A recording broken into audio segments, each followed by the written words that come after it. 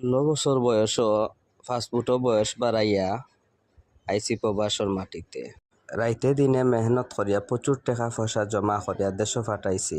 খাসা বাড়িঘর আছিল ও বাড়িঘর অকল ফাঁকা করছি, বিল্ডিং অকল করছি, ফুরাফুরি সেটেল হয়েছি, নিজে কিছু টাকা পয়সা অকল জমা করছি। বইনাইন আরো কিছু আসলা সবরে বিয়া শাদি দিছি।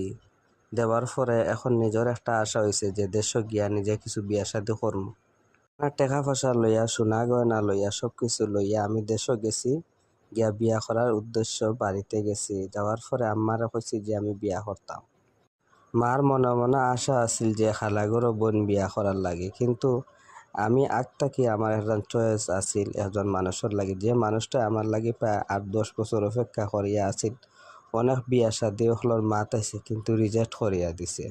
যে মানুষটা আমার অপেক্ষা করে এত বছর পর্যন্ত অপেক্ষিত আছিল, এই মানুষটারে কিভাবে আমি বিয়া করতাম না, তাইরে ঠগাইমু কিভাবে? জন্য বিয়া শাদি করিয়া মার মত আছিল না। কয়েক মাস থাকার পরে আবার আমি বিদেশ আসছি।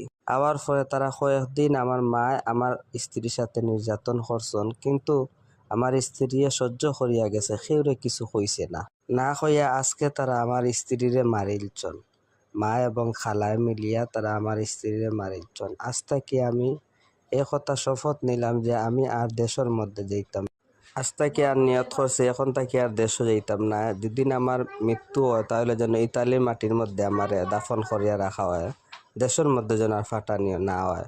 এই কথাটি ইটালি প্রবাসী এক ভাইয়ে মেসেঞ্জারের মধ্যে লক করিয়া তার বিস্তারিত বাস্তব একটা ঘটনা কইসন।